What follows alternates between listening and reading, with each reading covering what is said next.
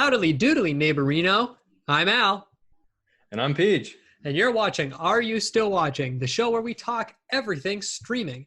And to be honest, we're kind of surprised if you are still watching at this point. I'm surprised you started watching in the first place. This week, we're talking about the movie Honey Boy, and we're going to discuss some of our favorite dysfunctional families in movie and TV history. If you like streaming shit from your fat ass on your couch and you want to learn about great movies and TV that you can stream every single week, then why don't you hit that subscribe button and the notification bell so we can show up on your home screen of your iPhone every time you sit down. Don't let your dreams be dreams. Yesterday, you said tomorrow. So just do it! Make your dreams come true! Okay, it's happening! Everybody stay calm! You talking to me? What? No! That is one big pile of shit. Hey, is this Coke smell? Nothing you can move! Fuck, what's the procedure? Stay calm! Oh my god! Boy, You're not gonna stop that there. escalated quickly. No! What are you waiting Goddamn for? right. Do it! Thanks, Al. How you holding up? How's quarantine going? It's going pretty rough. To be honest, I didn't know how fast my hair grew until quarantine. And this stuff is, look, it's about to come down to my eyes. This week, we're reviewing the movie Honey Boy. And then we're going to get into some fun and games. We're going to do some trivia and a Rushmore like we always do about dysfunctional families. In fact, that's the theme of today's show, is dysfunctional families in movies and TV. Families are rarely perfect in movies and television, but in some cases, they are completely off the fucking rails. Whether it's the story of a parent struggling to defeat their own demons in the face of raising a child, a sibling rivalry gone way too far, or an absolute clusterfuck of characters all stuck under one roof, dysfunctional families make for great entertainment, and they often force us to reflect on ourselves as well. To some degree, we all relate to the story of a family struggling to make it through the world despite the situation they were born into. So not only do fucked up families make for great laughs and shenanigans, but they connect with us emotionally and make for some fantastic stories. Fredo, you're my older brother, and I love you. But don't ever take sides with anyone against the family again. Ever. So, Peej, when you think about a dysfunctional family in movies or TV show or whatever, what comes to mind? Yeah, well, certainly not my own family, because my own family is perfectly functional. Yeah, definitely. But I do like to sort of, peer into movies and try to pick out, oh, that guy, this scenario seems like something my brother would get into. Or, oh, this family is not so bad compared to my family, and my family is crazy. Or the adverse, oh, this family makes my family look like saints. Yeah, absolutely true. And I think a lot of times when I watch a dysfunctional family show like Shameless or something, obviously this is kind of a characterization of a family. It's not real. It's more of a fictionalization. Hopefully not many of us have to grow up in a scenario like that, but we can all relate in some way. I can see a little bit of my brother and the brother in the show, or mine and my sister's relationship. I can see that in the show. And I mean, in Honey Boy in particular, I definitely thought a lot about my relationship with my father, the different qualities and weaknesses that I saw in my father growing up and the ways that I learned from them. So it always does kind of help you to just think about your own family when you watch one of these absolute train wrecks happen on screen. So very soon we're going to review the movie Honey Boy, but first, Peej got some news for me. National Treasure 3 is getting made. No way. Starring yours truly. I think he's right behind you, actually. Oh. Is that, that's Nicholas right there. But who's... That's his brother Nick right there. This pillow, much like the Declaration of Independence, it reveals. Whoa. It reveals a hidden secret. A national treasure. This is a national treasure. Coming out at the same time, Jerry Bruckheimer just announced that they're releasing on Disney Plus National Treasure, the television show. There's no way Nicolas Cage is in the television show. I don't know. So it was a little ambiguous on that. I see. it sounds like they're going, it's Disney Plus, so they're going with, restarting it with like a younger core. I wouldn't be surprised if Nick Cage is in like the first episode or maybe the last episode. It's kind of like a grandfatherly type dude. Perhaps a couple flashbacks. Yeah, but I can't see him on Disney Plus as regularly. There's one half of me that says there's no way that you could afford to get Nick Cage on some sort of streaming TV show, and then there's another half of me that says, hey, you could probably afford to get Nick Cage on a streaming TV show. I don't know what kind of project that guy says no to. I swear he must work 400 days a year. He's taking some questionable films. That's true. Hey, you want to talk about a guy who manages long hair really well? I feel like one week I'm worried that Nick Cage is balding, and the next week he has like the longest hair I've seen him have in years. Yeah, I thought he did bald, right? For like the 90s, the late 90s. He probably got that Hollywood Rogaine, when all the Hollywood people started unbalding before the rest of the population. Is it because I'm white and Chris is black? All right, it's time for our review now. We're going to be reviewing the movie Honey Boy. But before we begin our review, I just want to give a big spoiler warning for anybody who showed up to this video just looking for a review to know whether it's worth watching Honey Boy or not. We do have a spoiler-free review on our channel, so either click the link in the description or go over to our channel where you can find that video. But if you have seen Honey Boy with us, then please stick around because we are going to get into all the juicy details and talk about how we feel about this movie and give our grades at the very end. Honey Boy was directed by Alma Har'el. It was written by and starring Shia LaBeouf, and it's also co-starring Lucas Hedges and Noah Jupe. Came out last year in 2019. It is an hour and 33 minutes long, and you can stream it right now on Amazon Prime Video. Honey Boy is a semi-autobiographical film written by and starring Shia LaBeouf. Yeah, that Shia LaBeouf. The one from the memes, the movies, the hit Disney Channel series, Even Stevens. So you're having dinner, right? And your dad spills scalding hot minestrone on you. Oh my gosh! That minestrone's scalding hot! Thank goodness you thought to get that suit of armor. Turns out, as glamorous as you can imagine Hollywood life would be for a young superstar, Shia LaBeouf did not have the easiest childhood.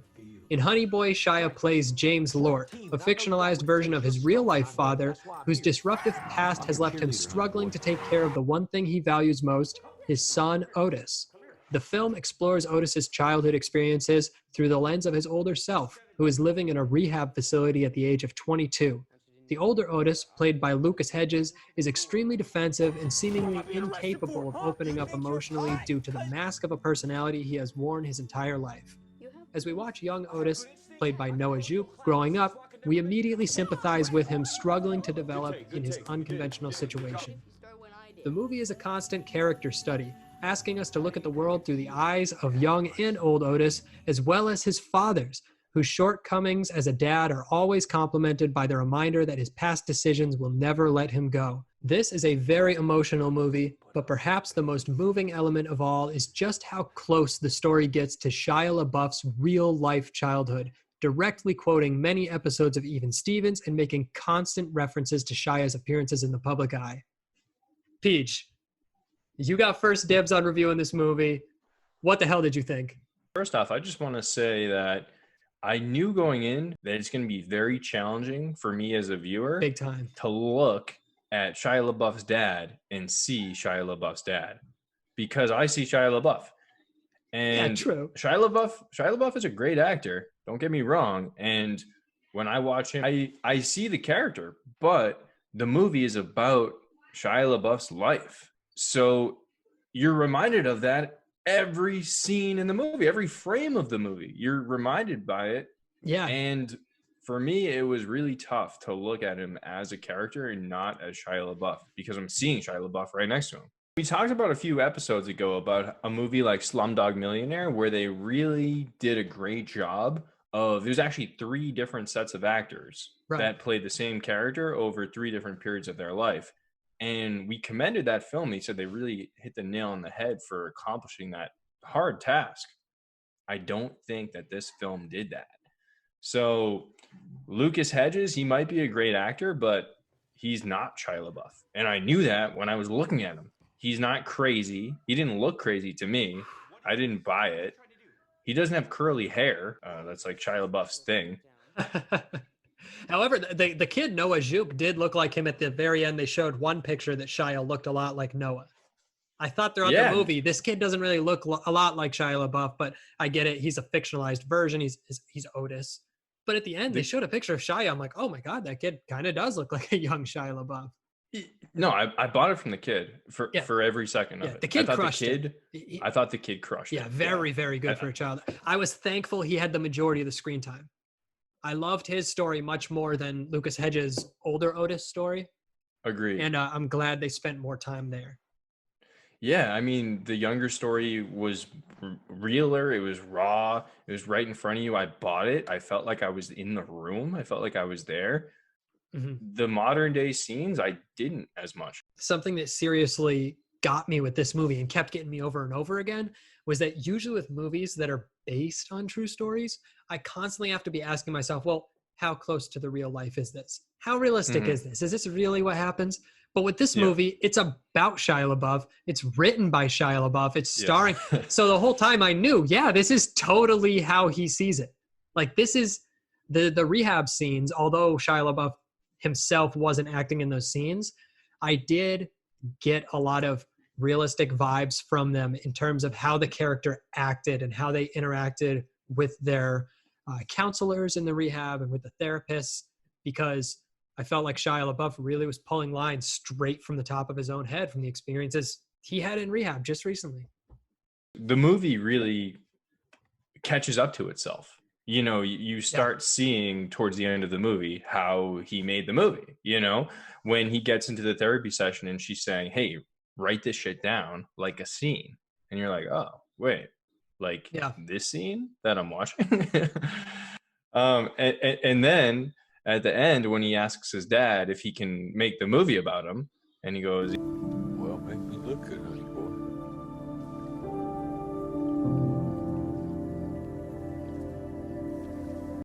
That line fucking floored me. And I guess jumping ahead to the end just for a little bit, but that line hit me in the chest so hard when he told his dad. Could you imagine having that sort of relationship with your father and having the strength to go tell him to his face that you're going to do this? And Shia LaBeouf did it in real life. Yeah, and I read that before that conversation, he hadn't spoken to him in 7 years. That is absolutely incredible. When I get content from Shia LaBeouf, I don't really worry about, is this going to be real? Because the guy is so unapologetically pure. Raw. Yeah. Gotta love him. You gotta love him. And now that I've seen this movie, going back and seeing like old Even Stevens clips, it's just like crazy how real he even was back then. He had this incredible comedic timing. He had an adult, like kind of an emulated maturity that he walked around with. And now that I know the movie, I kind of know where it comes from. Absolutely. I mean, not only is he supporting the show as the star of this show as a young adult, and really before that as a teenager and a preteen, he's supporting his family, you know? Yeah. His job as an actor is what's dependent on his family staying together, because you see the interesting dynamic between him and his father. You know, there's a lot of it that's dependent on money, which is obviously unfortunate and really sad. But that's the reality of a lot of situations, you know? Yeah. I mean, and it's crazy how chaotic the entertainment industry is for a child, you know, just the depictions of the industry in this movie, there wasn't many of them, but from the few that you got, you could understand this is a completely unconventional lifestyle. Even for an adult, it would be tasking, but imagine being a little kid in it.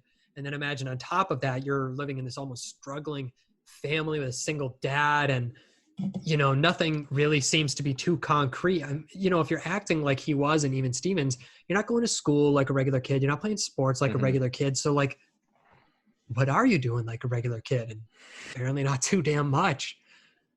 Can we talk a little bit about Shia LaBeouf playing the dad? What a fucking character. Just from a study standpoint, from an acting study standpoint. That character was awesome. 1 minute you hate him and you go, this guy's a piece of shit. And then the next minute you sympathize with him and you go, well, I get what he's going through. I wouldn't hope that I act the same if I was in that situation, but I totally understand how he got there and why he's acting the way he is. Yeah, I thought it did a good job of creating a three-dimensional character. You know, it wasn't black and white. He wasn't a bad guy. He wasn't a good guy. He was a flawed person that did some good things and did mostly questionable things that were pretty, fucked up. Yeah. But there's definitely scenes in there where, he clearly has Shia's interest in mind. Yeah, like when he busts into that set and takes him away and says, you guys have been working him for too many hours. You're not allowed to. And everybody else, including the young Otis, is saying, no, let's keep recording. He's the only one sticking up for Otis's well-being. Yeah, and he's got a vested interest in his success in that show as well because, the food on his plate depends on that job. Yeah, I mean, as we find out later. This just constantly kept blowing my mind in the movie is that there's a 12-year-old actor playing a 12-year-old actor who's troubled and just showing how much of a struggle it is mentally for a child to develop when they are a child actor. And every once in a while, you would just take a little breather and think about how hard these sort of struggles must be for this 12-year-old kid that I'm actually watching on screen right now. And in one scene, he actually turns and looks directly at the camera and kind of breaks the fourth wall just for half a second.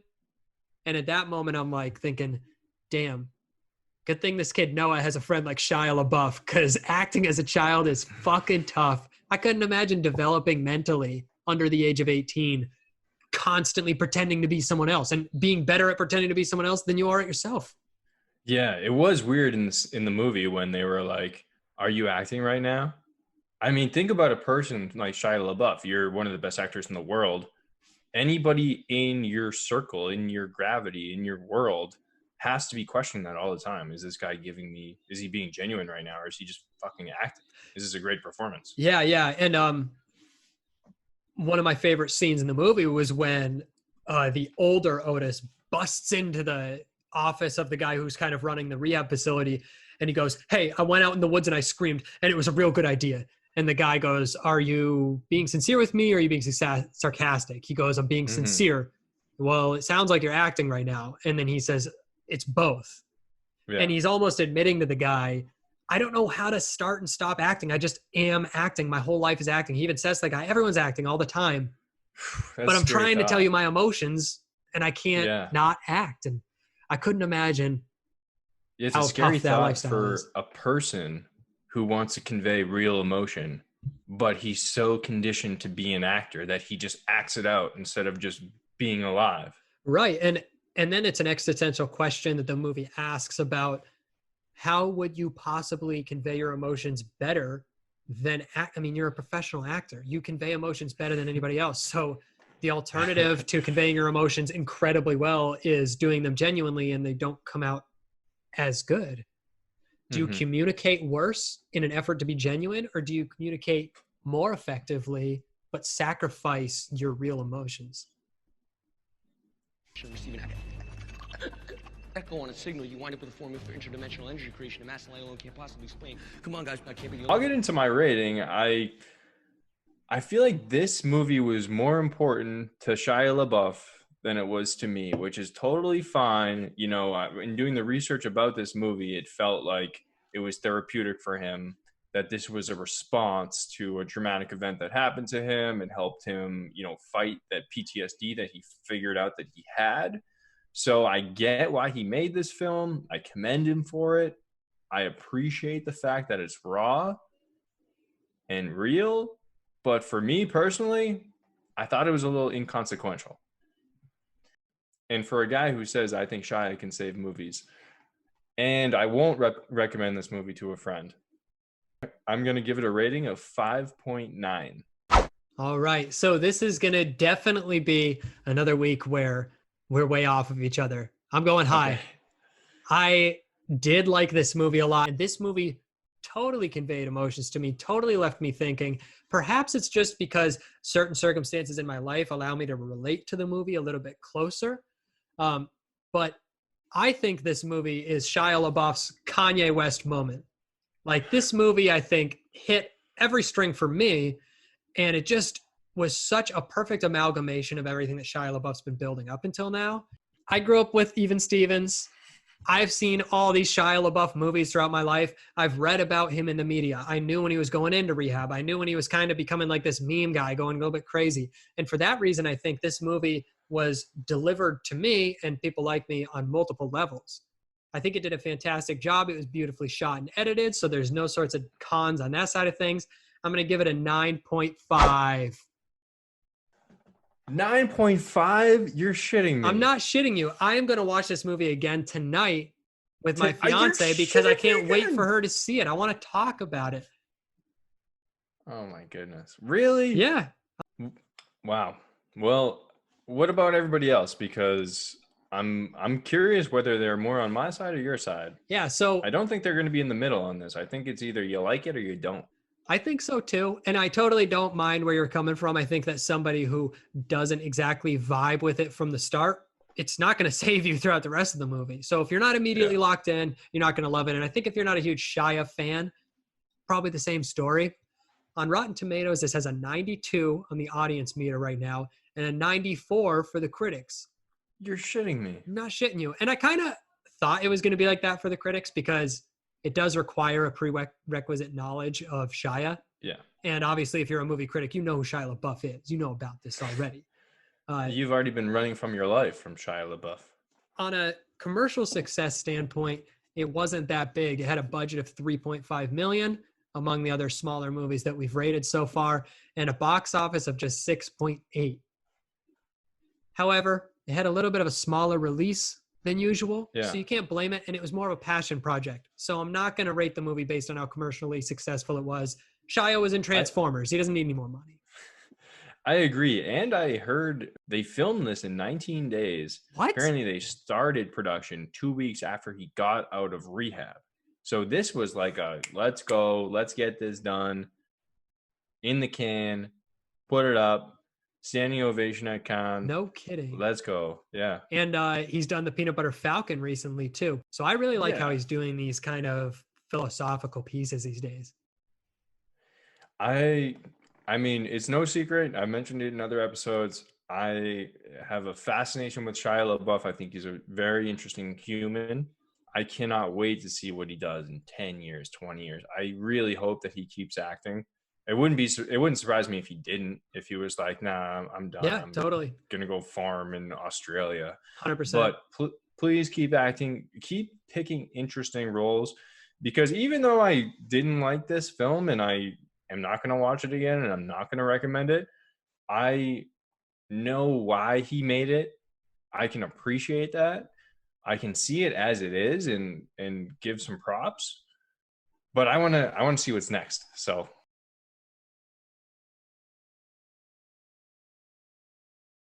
all right. On that note, I hope you enjoyed our review. If you are still watching our show at this point, please leave us a thumbs up so we know that you haven't completely given up on us, and stick around for our next game, which is our Rushmore. Today's Rushmore is about dysfunctional families. As we saw in Honey Boy, that was a completely dysfunctional family, and there are plenty of movies and TV. So Peej is going to give you his top 4, and then I'm going to give you my top 4, and you can let us know in the comments who left a better Rushmore. Take it away. awesome. Thank you, Al. I appreciate that. I'm going to blow you guys away with the most dysfunctional families in TV and movies. The number 1, top of the Mount Rushmore, dysfunctional family, The Sopranos.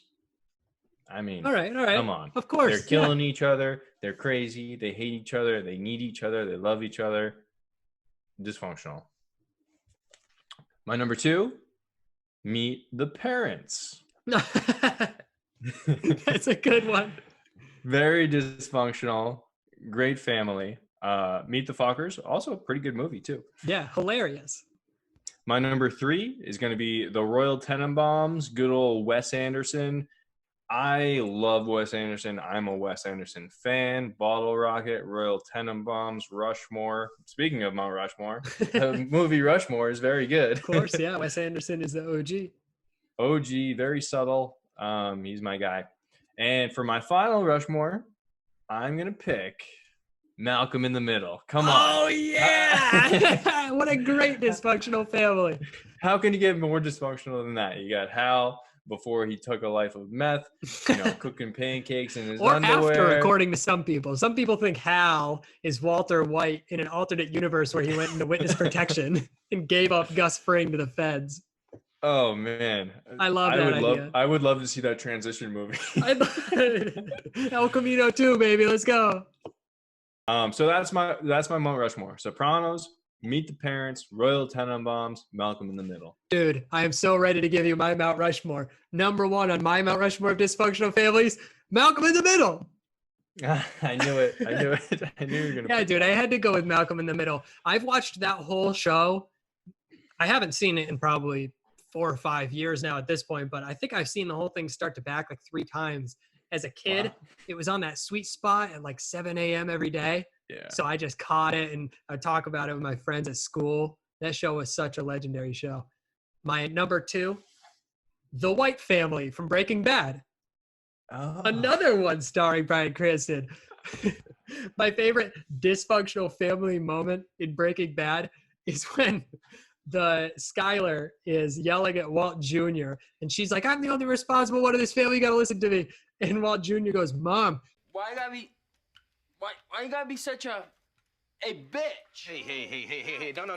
Hey, My number 3 dysfunctional family, the Lannisters from Game of Thrones. Who could deny it? The most fucked up family of all time. And my number 4 is going to be Simba's lineage from The Lion King. Your uncle killing your dad to steal your throne? What the fuck is up with that? I do have an honorable mention this week. Do you? All right. The Skywalkers from Star Wars. Okay. Yeah. Very dysfunctional. Completely dysfunctional family. Your dad ever tried to kill you? Making out with your sister? Yeah, making out with your sister, right? Your dad is subservient to some weird old guy with lightning powers. I did have an honorable mention, actually. It was Bloodline Season 1. So that's a great family dynamic there. You know what? I have a feeling that show, although I've never seen it, must be about some sort of bloodline type stuff. And you have recommended that show like 3 times on Are You Still Watching already? So is it about time I watch it? Or am I just never going to see this thing? The first season. Watch the first season. Only the first season. All right. Hey, whose Rushmore was better? Hit us with a comment down below. Or actually, better yet, if you're still watching at this point, write something completely fucking random and controversial in the comments down below so that other people who come watch the video are like, what the fuck? And if you're not watching right now, give a thumbs down. Right. Give us a thumbs down if you're not still watching so that we know who you are. All right. Well, I just crushed Alan Mount Rushmore with the better Mount Rushmore. So now it's time to trick him with trivia.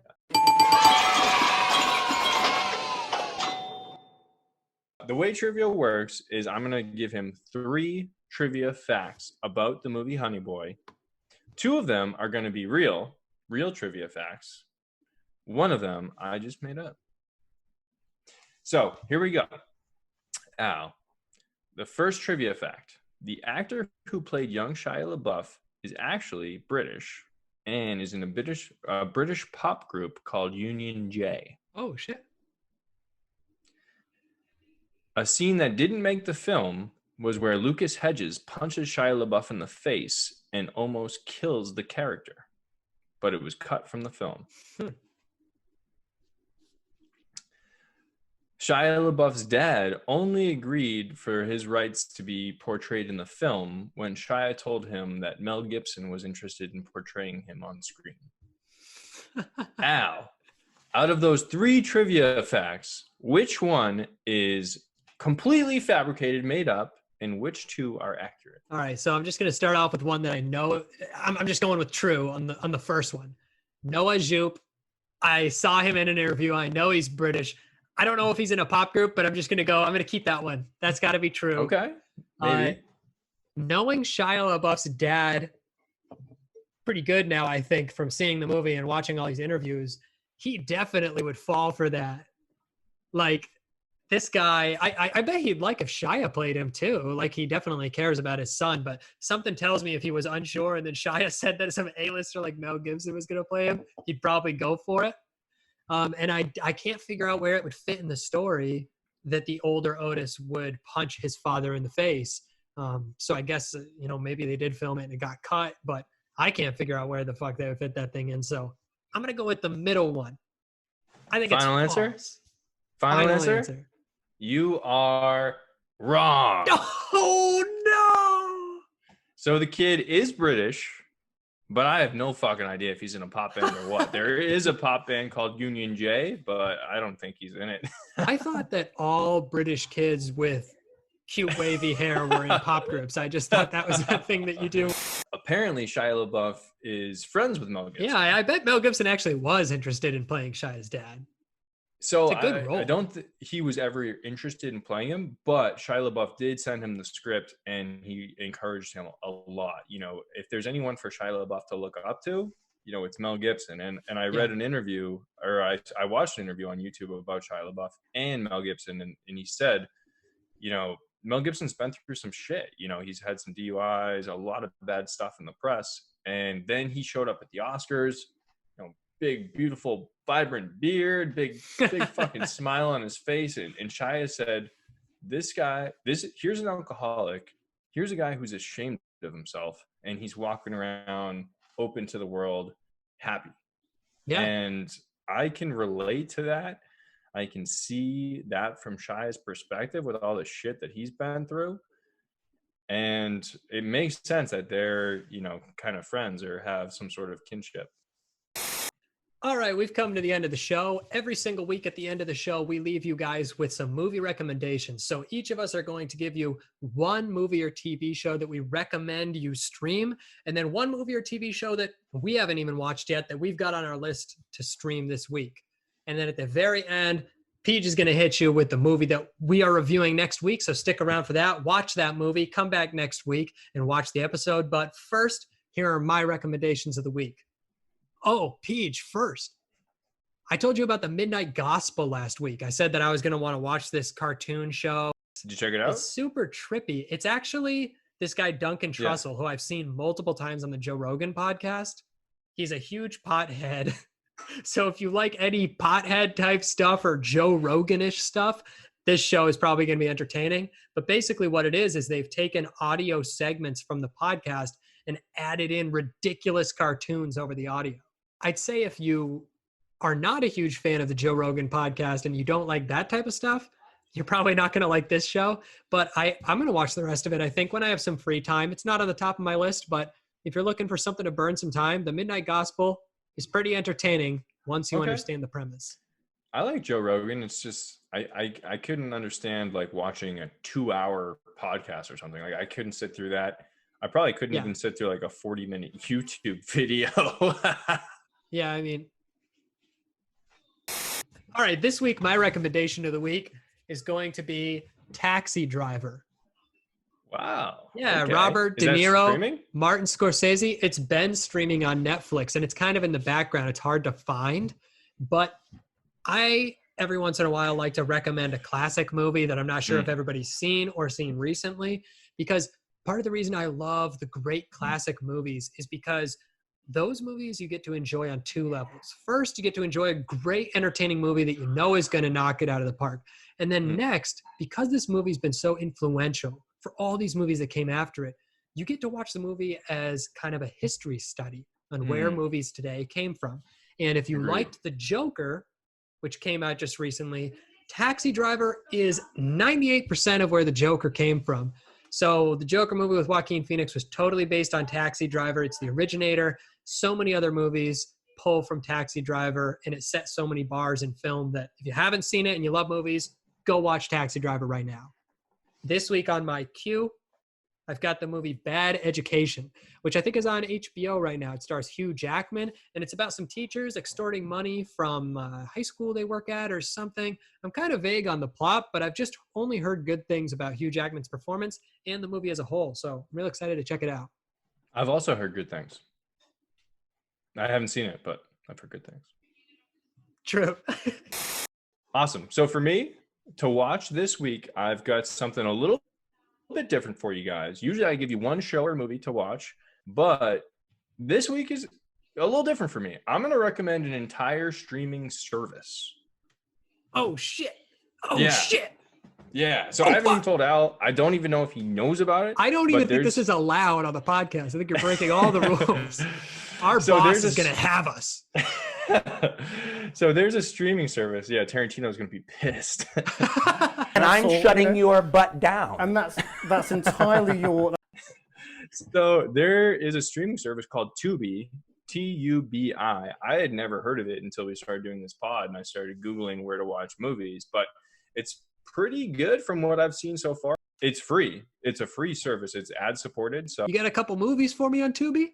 okay, so it's kind of like when Netflix started, and it's 98% garbaggio, but it's there's free. probably 1 to 2% of the titles are gems. First off, I'm gonna hit you with some fire. This show I haven't seen in years, but I grew up watching. It started my silliness. MXC, Most Extreme Elimination Challenge.